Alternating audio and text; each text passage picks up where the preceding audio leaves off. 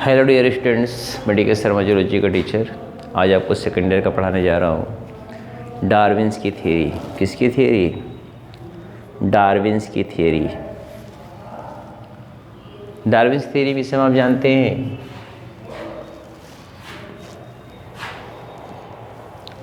Charles Robert Darwin का पूरा नाम था। 1831 में उनको अपॉर्चुनिटीज़ मिली। 1831 में उनको क्या मिली? अपॉर्चुनिटीज़ मिली। HMS बिगिल एक जहाज़ थी, शिप। HMS बिगिल शिप पे इनको भ्रमण करने का मौका मिला। अपॉर्चुनिटीज़ ये बोलते हैं OPPORTUNITIES। अपॉर्चुनिटीज़ मिला, सौभाग्य मिला, संभावना मिली घूमने का। HMS बिगिल ब्रिटिश गवर्नमेंट के अंडर में, ब्रिटेन के थे ये। चार्ल्स रॉबर्ट डार्विन, इनको 1831 में 1831 में HMS बिगिल शिप पे अपॉर्चुनिटीज़ मिली घूमने का, वो भी गालापैगो आइसलैंड को। किसको घूमने का? गालापैगो आइसलैंड, गालापैगोस आइसलैंड। अपॉर्चुनिटीज लिखा हुआ हो गालापैगोस आइसलैंड, ये है PAGO, गालापैगोस आइसलैंड। गालापैगो कहते हैं ऐसे, यस गालापैगोस, इस गालापैगोस आइसलैंड पे, आइलैंड जिसको बोलते हैं, गालापैगो आइलैंड पर घूमने का सौभाग्य मिला। किस जहाज़ पर? HMS बिगिल शिप पे। और उन्होंने वहाँ पे डार्विन फिंचे बर्ड देखा। एक चिड़िया थी, वेजिटेरियन बर्ड। वो डिफरेंट इन्वायरमेंटल कंडीशन में होने के कारण डिफरेंट टाइप का उसमें मॉडिफिकेशन आ गया। डिफरेंट इन्वायरमेंटल कंडीशन में होने के कारण उसमें डिफरेंट टाइप का क्या हो गया? मॉडिफिकेशन आ गया। और वो जो डिफरेंट टाइप का जो मॉडिफिकेशन आया, वो ये डिफरेंट टाइप का उसमें मॉडिफिकेशन आया, किसके कारण आया? वो इन्वायरमेंटल कंडीशन चेंज होने के कारण, जियोग्राफिकल डिस्ट्रीब्यूशन के कारण आया। ऑब्जर्वेशन किया उन्होंने कि एक वेजिटेरियन बर्ड से 14 स्पीसीज बर्ड्स की उत्पन्न हो गई। उसी एक स्पीसीज से डार्विन फिंचे का नाम फेमस है। डार्विन फिंचे बर्ड, उसका नाम है पड़ गया है डार्विन फिंचे बर्ड। जिसको फिंचे बर्ड थी वो तो डार्विन ने इतना उस पर स्टडी कर लिया, इस वजह से फेमस हो गई। डार्विन फिंचे बर्ड उसको कहते हैं, डार्विन फिंचे बर्ड। इन्होंने देखा एक स्पीसीज से 14 स्पीसीज डेवलप कर गई थी। क्यों? जियोग्राफिकल डिस्ट्रीब्यूशन का मॉडिफिकेशन उसके बीच में होता गया और बॉडी में चेंजेस होती चली गई जियोग्राफिकल डिस्ट्रीब्यूशन कारण। तो उन्होंने एक थ्योरी प्रपोज किया था। उस थ्योरी का नाम था the origin of species bye means of natural selection. इनका थ्योरी फेमस है, the origin of species bye means of natural selection. और ये बातें उन्होंने अपनी बुक में लिखा था। उस बुक का नाम था, क्या जानते हैं? The origin of species. 1859 में उन्होंने पब्लिश किया था द ओरिजिन ऑफ स्पीसीज। इनकी बुक का नाम था the origin of species. 1 number में क्वेश्चन पूछता है, समझ रहे हैं ना? इसी में इन्होंने अपनी थ्योरी दी थी। और कौन कौन थ्योरी दी थी वो बात बताएं। पहले इतना आप लिख लीजिए, नहीं समझ में नहीं आएगा। हाँ लिखिए, Darwin's theory is also known as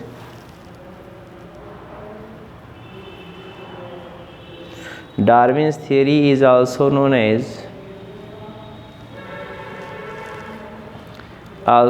as theory of natural selection. Theory of natural selection.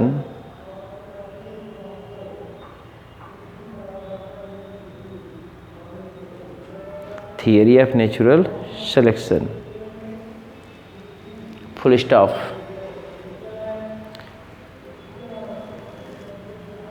In 1831 18 full stop लिखेगा। इन 1831 In 1831 चार्ल्स रॉबर्ट डार्विन, ये लिखा हुआ Charles Robert Darwin. In 1831 Charles Robert Darwin,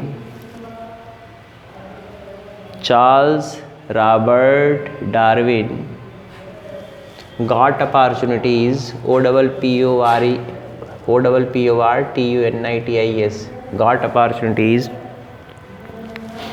got opportunities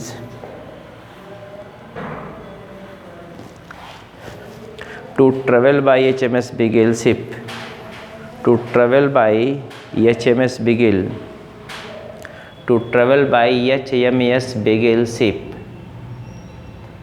to travel by HMS Beagle ship under plan of British government, under plan of British government, under plan of British government,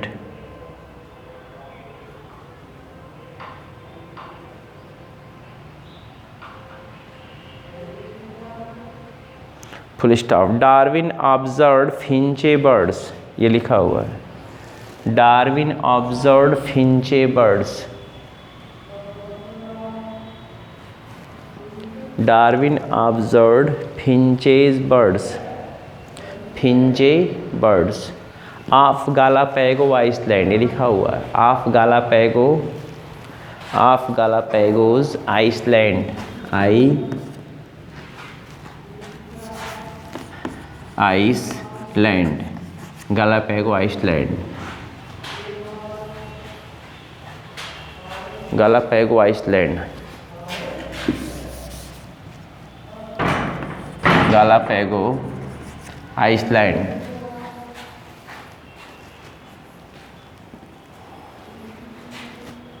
And he observed that about 14 different finches birds, about 14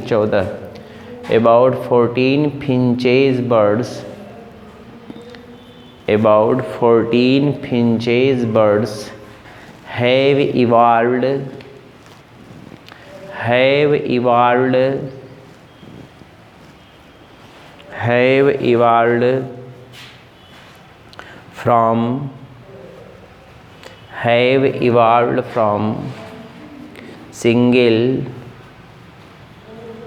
have evolved from single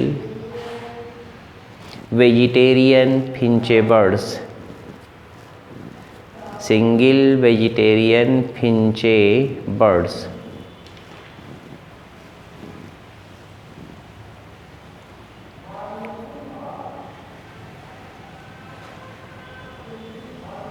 हो गया vegetarian birds, full stop, हो गया। He published his postulates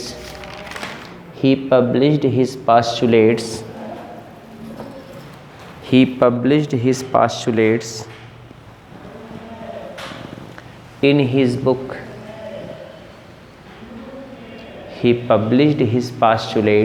his book,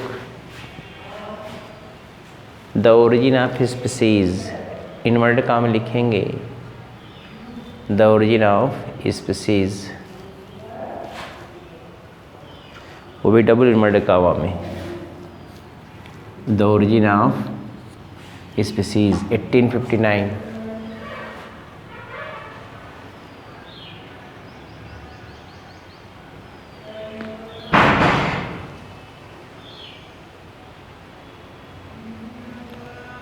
Full stop. The Darwin's theory is popularly known as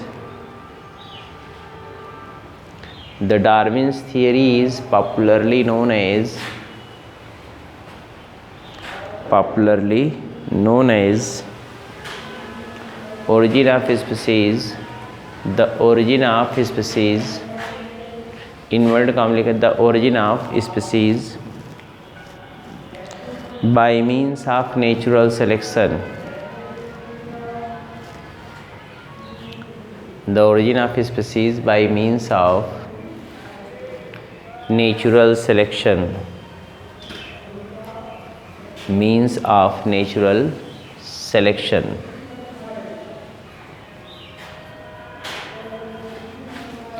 Origin of species by means of natural selection. हो गया?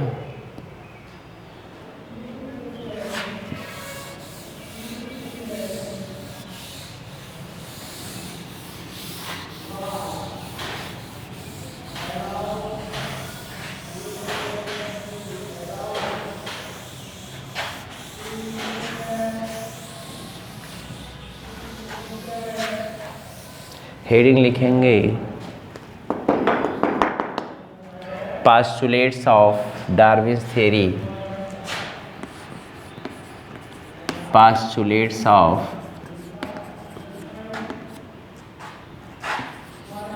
Darwin's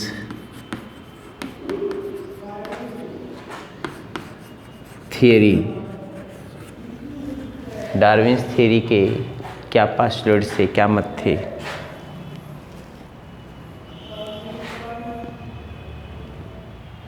Darwin ने कौन कौन बातें बताई थी? पहला, excessive rate of multiplication,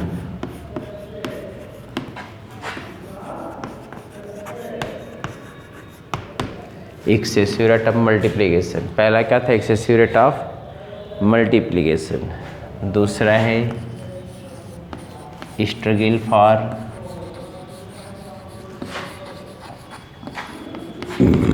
existence. तीसरा है सर्वाइवल ऑफ फिटेस्ट। चौथा है सर्वाइवल ऑफ फिटेस्ट। हो गया पहला, एक्सेसिव रेट ऑफ मल्टीप्लिकेशन है। दूसरा है स्ट्रगल फॉर एग्जिस्टेंस। तीसरा सर्वाइवल ऑफ फिटेस्ट। चौथा है वेरिएशन।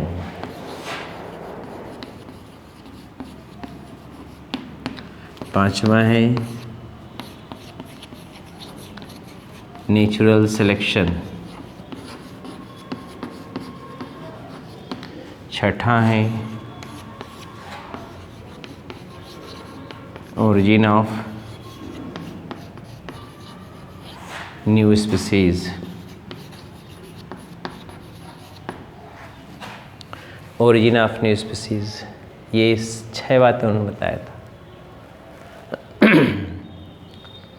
तो पहला हेडिंग डालेंगे postulates of Darwin's theory. Darwin's theory के क्या पास्टुलेट्स थे, कौन कौन बातें उन्होंने बताया।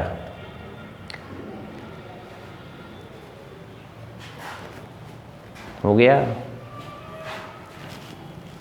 तो इसमें ये 6 आपको लिखना है। समझा दे पहले तो लिखते रहिए, लिख लीजिएगा, या पहले 6 लिख लीजिए तो हमें आपको समझा दें। 6 लिख ही लीजिए आप। पास्टुलेट्स ऑफ डार्विन्स थ्योरी करके 6 लिख लीजिए। लिखिए। पहला है एक्सेसिव रेट ऑफ मल्टीप्लिकेशन, संतान उत्पन्न करने की प्रचुर क्षमता। पहला क्या है? एक्सेसिव रेट ऑफ मल्टीप्लिकेशन, संतान उत्पन्न करने की प्रचुर क्षमता। दूसरा है स्ट्रगल फॉर एग्जिस्टेंस, जीवन के लिए संघर्ष। दूसरा है स्ट्रगल फॉर एग्जिस्टेंस, जीवन के लिए संघर्ष।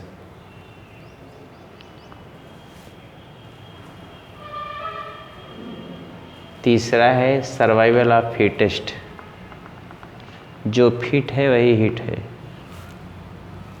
जो फिट है वही हिट है, मतलब जो स्ट्रांग है वही सर्वाइव करेगा नेचर में। चौथा है वेरिएशन, विविधता, विभिन्नता, चेंजिंग, बदलाव। बदलाव समझ लीजिए, चेंजिंग समझ लीजिए। पांचवा है नेचुरल सिलेक्शन। देखें आप, नेचर किसको सिलेक्ट करता है।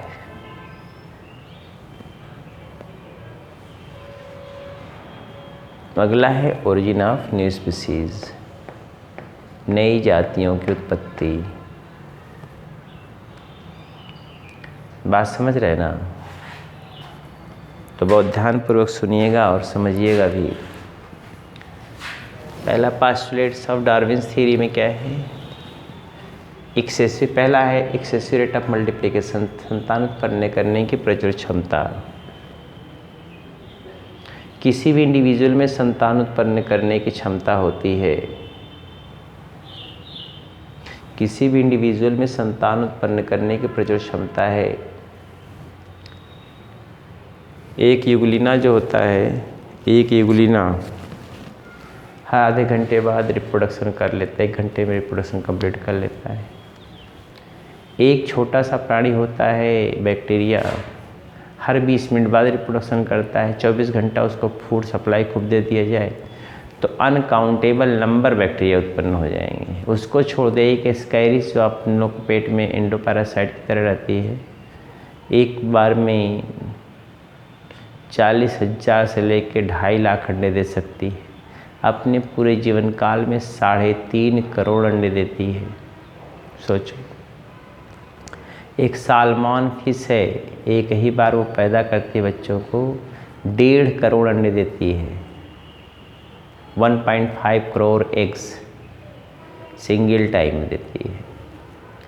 1.5 करोड़ एग्स सिंगल टाइम में देती है। कौन? एक सालमन फिश, एक सालमन मछली है। बात समझ रहे हैं ना? एक सालमन फिश जो होती है अपने जीवन काल में कितने अंडे देती है? 1.5 करोड़ अंडे देती है। कोई प्रॉब्लम है? बोलिए ना। तो इस संतान उत्पन्न करने ह्यूमन बीइंग को देख लीजिए, अगर उनको छोड़ दिया जाए तो 20-25 लड़के तो उत्पन्न नहीं हो जाते हैं। उत्पन्न कर सकते हैं 14 साल से लेके 50 साल तक के बीच में 20-25 बच्चे आसानी से उत्पन्न कर सकते हैं। उस समय क्या कंडीशन होगा इंडिया का? सोचो, पॉपुलेशन एक्सप्लोजन कहाँ जाएगा। तो कोई भी इंडिविजुअल हो उसमें संतान उत्पन्न करने की प्रचुर क्षमता होती है। इसको डार्विन ने बताया। डार्विन ने कहा संतान उत्पन्न करने की प्रचुर क्षमता होती है किसी भी इंडिविजुअल में। कोई भी इंडिविजुअल हो उसमें संतान उत्पन्न करने की प्रचुर क्षमता होती है, चाहे वो छोटा सा इंडिविजुअल चाहे बड़ा इंडिविजुअल हो। जितने बड़े इंडिविजुअल होंगे उनके संतान उत्पन्न करने की क्षमता थोड़ा कम होती है, जितने छोटे इंडिविजुअल होते हैं उनके संतान उत्पन्न करने की क्षमता ज़्यादा होती है। अब संतान तो उत्पन्न हो गए ढेर सारे, सबको ऐसे ही ढेर सारे इंडिविजुअल सबको उत्पन्न होते हैं। एक कुतिया वो भी 55-56 पिल्ले जन्म देती हैं हर एक साल में। तो अगर वो सब बढ़ते रहे तब तो जियोमेट्रिकल रेशियो में बढ़ेंगे। 6 देंगे 6 36 हो जाएगा, 36 देंगे तो फिर 36 का 6 में गुणा कर दीजिए, होता चला जाएगा। जियोमेट्रिकल रेशियो में बढ़ते, बीजगणितीय अनुपात में बढ़ते हैं। लेकिन जब वो पैदा होते हैं तो उनमें स्ट्रगल होता है, स्ट्रगल फॉर एग्जिस्टेंस, जीवन के लिए संघर्ष होता है। संघर्ष 3 प्रकार का होता है। संघर्ष क्या प्रकार का होगा? 3 प्रकार का होगा। संघर्ष 3 प्रकार का होता है। एक होता है इंट्रा स्पेसिफिक, एक होता है इंट्रा स्पेसिफिक, दूसरा होता है इंटर स्पेसिफिक, तीसरा होता है इन्वायरमेंटल।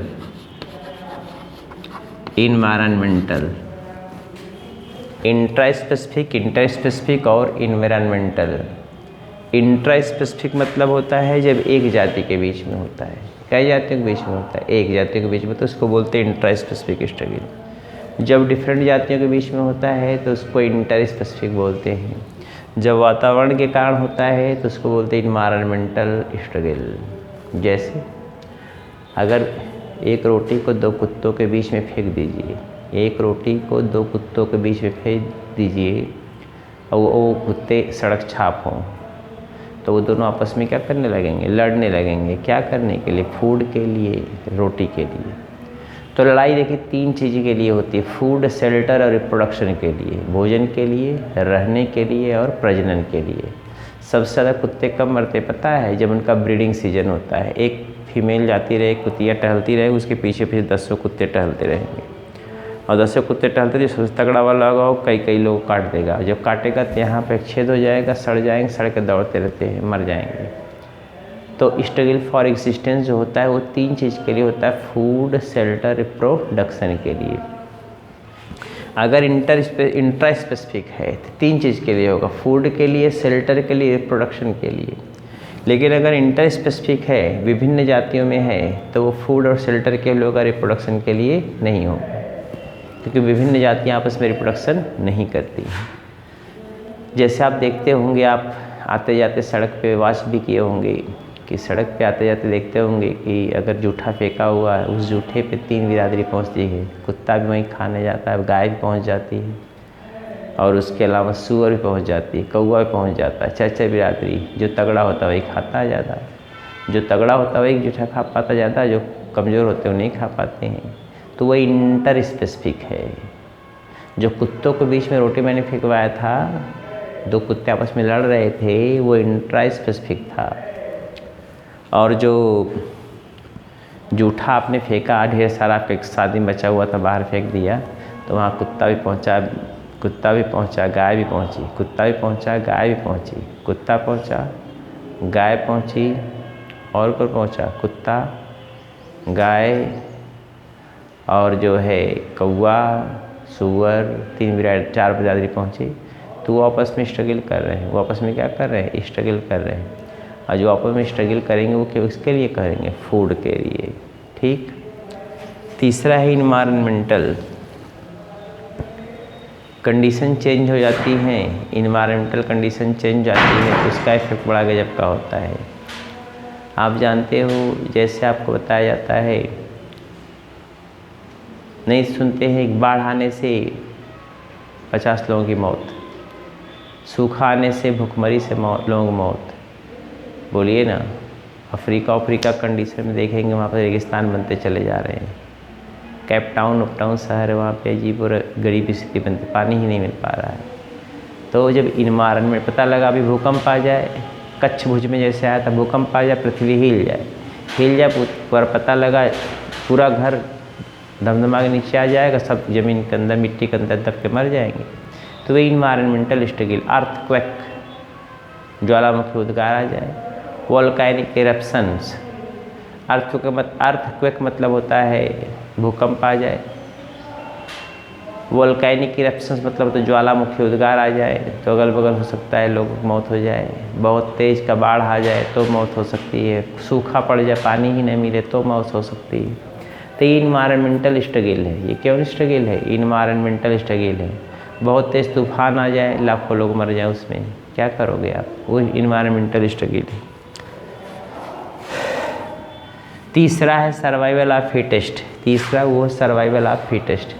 जो फिट है वही हिट है, जो स्ट्रांग होगा, जो इन्वायरमेंटल कंडीशन के अनुसार एडाप्ट होगा, जो इन्वायरमेंटल कंडीशन के अनुसार अपने को एडाप्ट किए हुआ होगा, वही क्या करेगा, सर्वाइव करेगा। जो अपने आप को इन्वायरमेंटल कंडीशन के अनुसार एडाप्ट किए होगा वही क्या करेगा, सर्वाइव करेगा। अन्यथा क्या हो जाएगा, अन्यथा वो एलिमिनेट हो जाएगा, वो इन्वायरमेंटल कंडीशन से नष्ट हो जाएगा।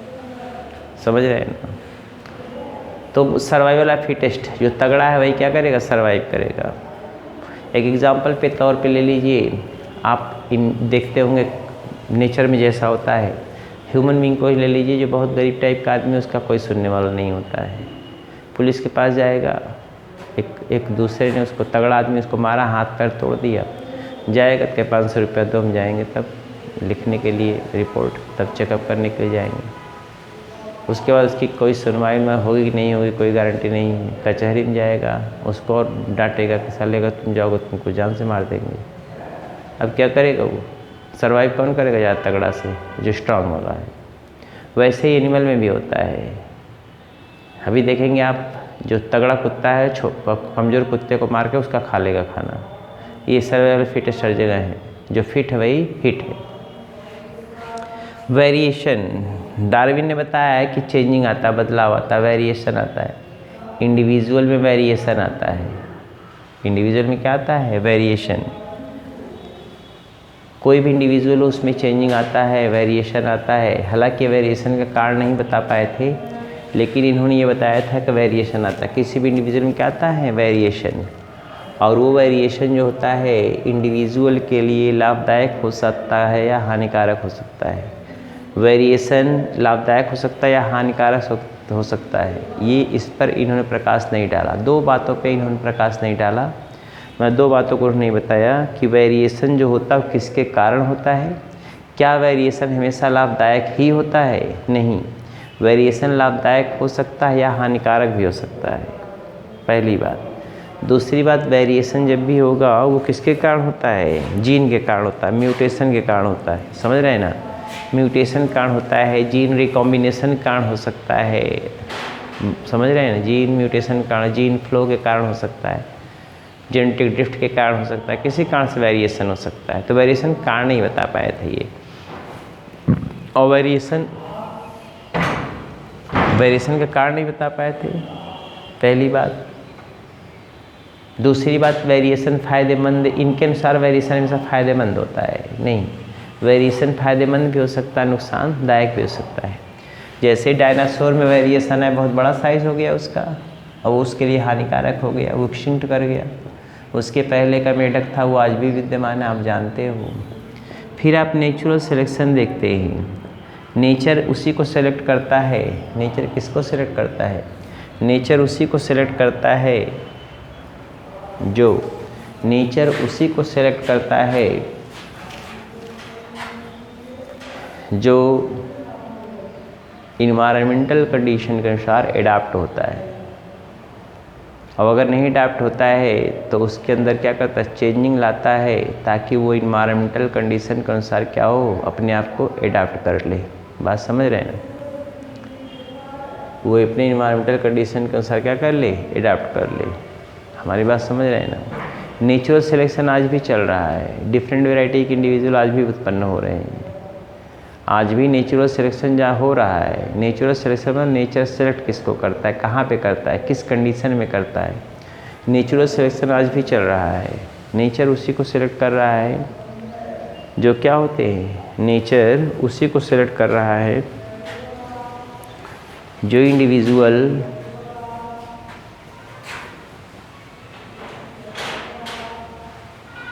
नेचर किसको सेलेक्ट कर रहा है? उसी को सिलेक्ट कर रहा है जो इंडिविजुअल जो है एडाप्टेशन के पराकाष्ठा पे हो, इन्वायरमेंटल कंडीशन के अनुसार अपने आप को अडाप्ट किया हो, अपनी बॉडी को एडजस्ट किया हो इन्वायरमेंटल कंडीशन, या अपनी बॉडी को चेंज कर ले अकॉर्डिंग टू द इन्वायरमेंट। बात समझ रहे हैं ना? जैसे आप जानते हैं कामोफ्लाइज। कामोफ्लाइज का मतलब होता है कुछ ऐसे इंडिविजुअल जो अपने रंग को बदल लेते हैं अपने आप को छुपाने के लिए। जैसे मेढक जब घास में रहता है तो अपना नीला कलर कर लेता है। नीला मतलब हरा, नीला नहीं सॉरी, हरा, घास की तरह। मेढक जो होता है जब ज़मीन के अंदर जब घास में छिपा रहता है तो अपने कलर को ग्रीन कर लेता है, ताकि वो आसानी से पहचान में अपने शत्रुओं के ना आए, पहली बात। दूसरी बात ये होती है कि मेढक जो ज़मीन के अंदर होता है तो आप देखेंगे पीला पीला होकर निकलता है। जब निकलेगा पहला बार तो पीला पीला निकलता है। बात समझ रहे हैं ना? दूसरी बात हो गई, इसको बोलते हैं हम नेचुरल सिलेक्शन। बात समझ रहे हैं? नेचुरल सिलेक्शन किसको कहते हैं? नेचर इंडिविजुअल को अपने अकॉर्ड में क्या करता है? चेंज करवाता है, और चेंज करवा के क्या करता है? सेलेक्ट कर लेता है। अब अगर आप इंडिविजुअल नेचर के अनुसार अपने आप को जो है एडाप्ट नहीं कर पाया तो इसको क्या करता है? एलिमिनेट कर देता है, रिजेक्ट कर देता है। अगला है origin of new species. Variation के कारण, नेचुरल सिलेक्शन के कारण, वेरिएशन के कारण और नेचुरल सिलेक्शन के कारण, वेरिएशन के कारण और नेचुरल सिलेक्शन के कारण नई जातियों की उत्पत्ति होती है। वेरिएशन के कारण और वेरिएशन के कारण और किसके कारण, नेचुरल सिलेक्शन कारण नई जातियों की उत्पत्ति होती है। ड्यू टू वेरिएशन, वेरिएशन के कारण, ड्यू टू वेरिएशन, वेरिएशन के कारण नई जातियों की क्या होती है, उत्पत्ति होती है। बात समझ रहे हैं ना। तो नई जातियाँ उत्पन्न होती हैं, वेरिएशन आएगा, वेरिएशन वो एक्युमुलेट हो जाएगा, वेरिएशन एक्युमुलेट हो जाएगा और उस वेरिएशन के एक्युमुलेशन के कारण जो है नई जातियों की उत्पत्ति होती है। तो आप चाहे तो पहला हेडिंग लिख सकते हैं ये, एक्सेसिव रेट ऑफ मल्टीप्लिकेशन, संतान उत्पन्न करने की प्रचुर क्षमता, संतान उत्पन्न करने की प्रचुर क्षमता। क्या, excessive rate of multiplication, excessive rate of multiplication, excessive rate of multiplication या ORR, over production, ORR over production.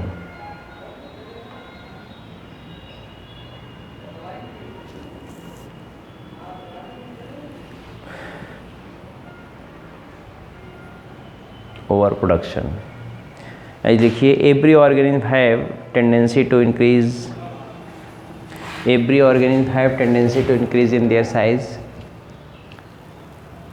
every organism have tendency to increase,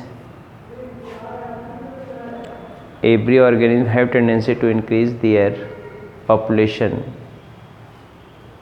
to increase their population by excessive rate of multiplication, by excessive rate of, ये लिखा हुआ excessive rate of multiplication,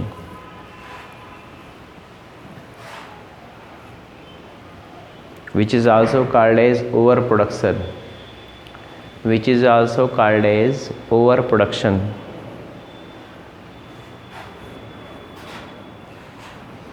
Full stop. Reproduction is fundamental characters of,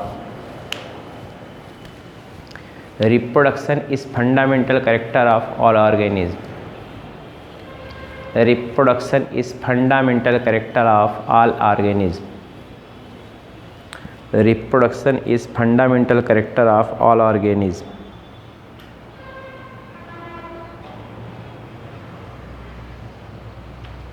हो गया, full stop. The smaller individual have tendency, the smaller individual have tendency to increase their population, to increase their population more rapidly, to increase their population more rapidly, more rapidly while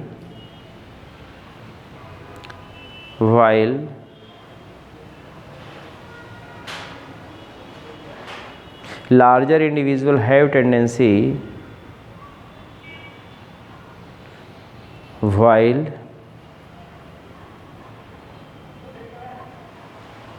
larger individual have tendency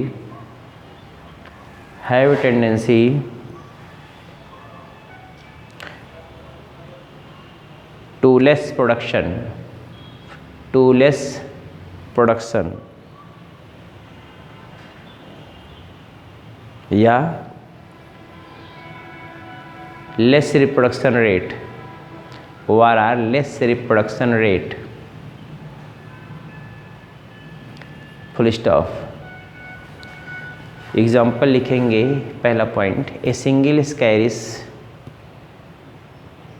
a single स्कैरिस, स्कैरिस ASCARIS, a single स्कैरिस can produces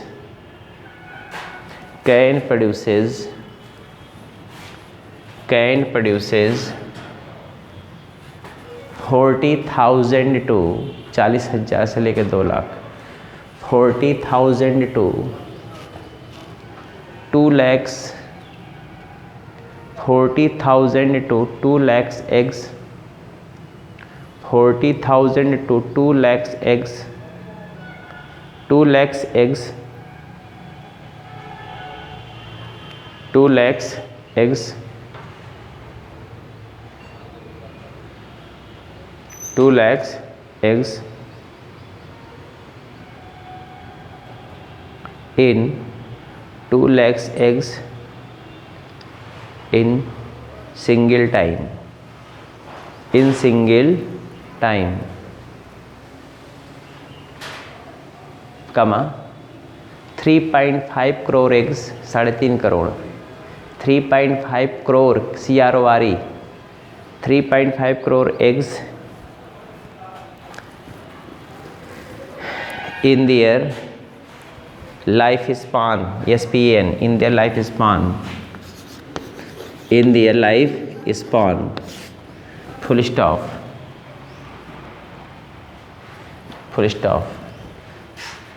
दूसरा point salmon fish से लिखा हुआ है salmon SALMON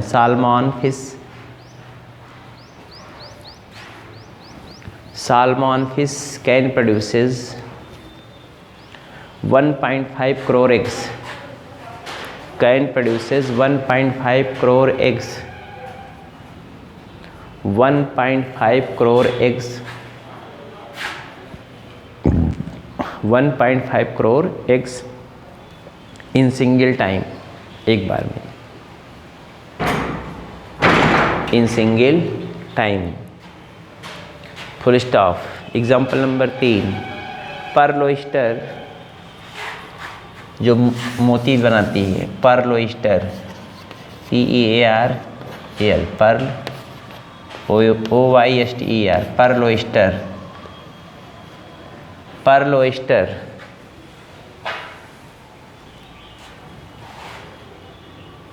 can produces